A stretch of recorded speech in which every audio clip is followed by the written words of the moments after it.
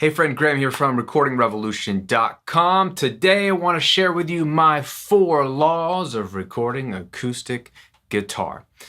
9 times out of 10 when I listen to a recording from a home studio and it has an acoustic guitar in it, there is something wrong with that acoustic guitar. It's either thin, it's harsh, it's muddy, or somehow all of those combined. And over 2+ decades of recording acoustic guitars, both bad and good, I've sort of formulated my own rules or laws to go by to keep myself on track to make sure I'm delivering a great acoustic guitar recording every single time. So I'd like to share those 4 laws with you now. Feel free to follow them, feel free to break them, feel free to disagree with them, but I think you'll like the results you get if you do implement these 4 laws. Law number 1, determine the role of the acoustic guitar. Before you grab a single microphone and begin to mic up your acoustic guitar for whatever recording you're doing, you gotta step back and ask yourself, what role is this acoustic guitar performance or part going to play in the entire mix, in the entire song? This is critical to how you approach the recording because it will change the type of sound you're going for. 95% of the time, your acoustic guitar is going to fill one of 2 roles in a song. If it is a sparse, very stripped down arrangement where the acoustic guitar is the dominant or one of the dominant instruments, then you're going to want to approach that guitar recording to include as much fullness and as much body and probably low end as possible. There may not be a bass guitar, there may not be a drum kit, and so your acoustic guitar needs to not only carry the rhythm, but the fullness of the sonic spectrum. On the other hand, the second role the acoustic guitar plays is one of texture. It fits within a densely populated mix with drums and other guitars and keyboards and synths and loops and vocals. Could be pop, could be rock, could be country, could be hip hop. Either way, that guitar's role is to be strummy, to be textural, so that we know what's happening and we get a sense of that nice metallic sound. In this case, you don't need the full sonic spectrum on the acoustic guitar. You don't need all the low end. You don't need the fullness. You just need a lot of the mid-range and the upper frequencies. So that might lead me to record a thinner, yes, thinner acoustic guitar, because in the mix, that's what you're going to do with an EQ anyway. It sounds obvious when you think about it, but knowing the role your acoustic plays in a song makes it so much easier. It gives you so much more clarity and vision for crafting that sound in the recording and mixing phase. Acoustic guitar recording law number 2, do not, and I repeat, do not ever record your acoustic guitar through a DI. Meaning do not plug that cable into your acoustic guitar and record it direct without a microphone. Now, plenty of people might disagree with me on this, and I welcome it, but there is a simple reason why you should never record your acoustic guitar direct, and that is because it sounds like poop. It just does. For years in my home studio, when I went to record acoustic guitar, that's what I would do. I'd plug in my acoustic electric, the one I used live, the one I used at church, plug it in, run it into my interface, and hit record. And it always sounded thin, and it always sounded like crap. And I would do all kinds of EQ and compression and saturation and reverb tricks to make it sound better, but it never quite sounded like the acoustic guitars I hear in all the records I love. Why? Because that's not how they record acoustic guitar. As I tell my students in in-person workshops when I'm showing them how to mic up an acoustic guitar, we never listen to acoustic guitar with our head shoved inside of the sound hole. That's just not how we've ever heard acoustic guitar. Think about it. Anytime you've heard an acoustic guitar, it's from in front of an acoustic guitar or playing an acoustic guitar, so right above the acoustic guitar. We hear not just what's happening in the sound hole, but the entire resonance of the entire wooden body of the guitar. So this law is really simple. Don't do this. Don't record direct. Simply use a microphone and you'll get much, much better results. Which leads me to law number 3. Please back up your microphone from your acoustic guitar. Now, if you're following law number 2 and you're miking up your guitar because you're not going to record it direct, what I don't want you to do is mic that thing up too close. What I see people doing is taking a microphone and putting it right up on the sound hole. And that's no good either, because much like with law number 2, we don't listen to acoustic guitars with our ears right next to the sound hole.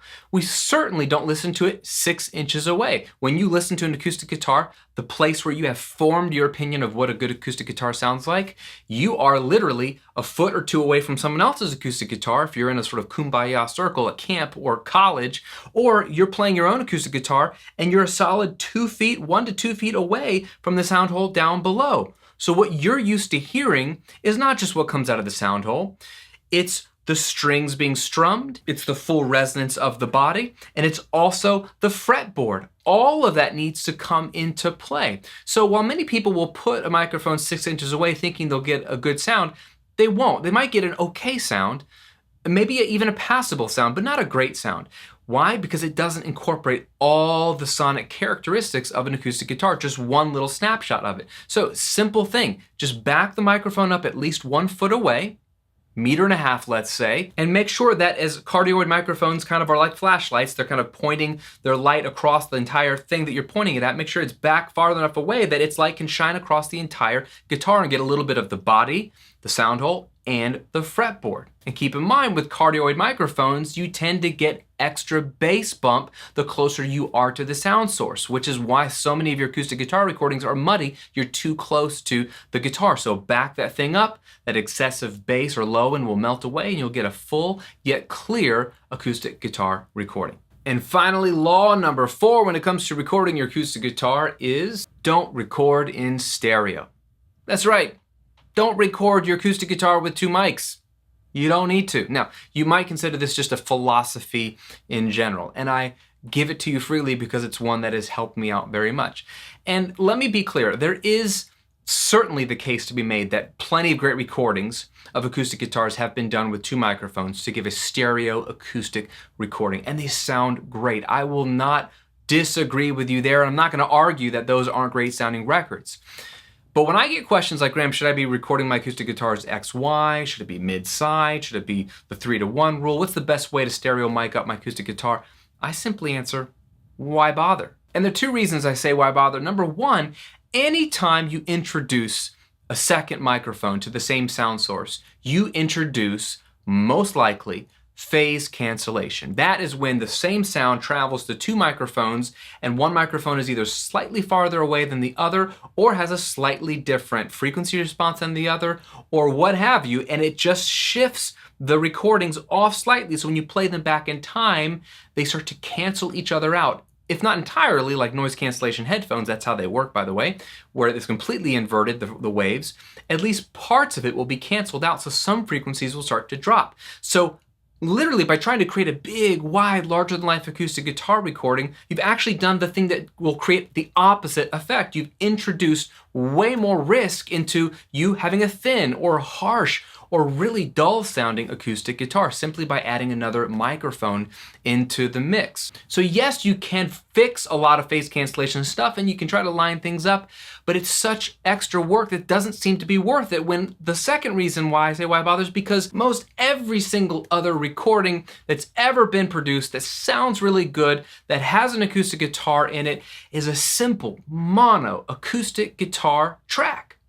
You can even put it through some reverb if you want a little bit of stereo spread, but having a simple mono acoustic guitar track or even a doubled acoustic guitar, which is not stereo by the way, it is a separate performance played on top of the original one so you can pan them left and right. Either of those is better than a stereo track because you can pinpoint it in the mix, you can still get stereo spread with reverb, and it will have no phase cancellation issues, and it will do its job, which goes back to law number 1, which is to know what job this acoustic guitar has in the mix, and most of the time it's to be a texture piece either up the middle, to the side, or doubled out.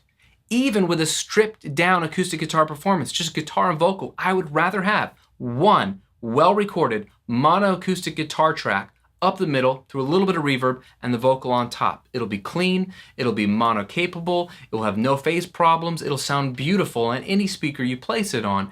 It's the way to go. Now if you're asking, Graham, what microphone should I use and what kind of microphone placement should I use? I've covered some of that before on my channel. I'm going to link to those videos below as well, show you a couple of ideas of how to mic up your acoustic guitar. But I will say it's completely up to you. This is where your taste comes in. What you like comes in. These 4 laws will help you set yourself up for success to make sure whatever you choose, whatever sounds you do like, you're gonna get the best possible recording. Now let me ask you 2 quick questions. 1, do you agree or disagree with any of these 4 laws? Let me know in a comment below. I'd love to discuss. And second question, if you could add a 5th law to these 4, what would it be and why? Leave it below in a comment. And if you want to dive in deeper to recording your best sounding song possible, not just acoustic guitar, but the whole song, then I want to give you my 6 steps to a radio ready song guide. This will walk you through the whole 6-step process to production, to taking your song idea, to streaming it on Spotify or Apple Music or wherever you release it. Recording is just one of 6 steps. That's right, your song has to go through 6 steps, and recording is just one of them. There are 5 other very important steps. Most home studio owners are skipping 3 to 4 of these steps, so I don't want you to miss out on any one of those. So download the guide, it's free, tells you what the steps are, obviously, and then walks you through some tips and tricks and best practices for all 6 of those steps, with the sole purpose of getting you from good song idea to great finished product that's out there in the world. It'll encourage you, it'll help you, and it'll be a resource you can refer to anytime you're making music. Just click the link below this video or go to radioreadyguide.com. Hope you're having a great day. Hope you're staying healthy and safe, and I'll see you in another video real soon.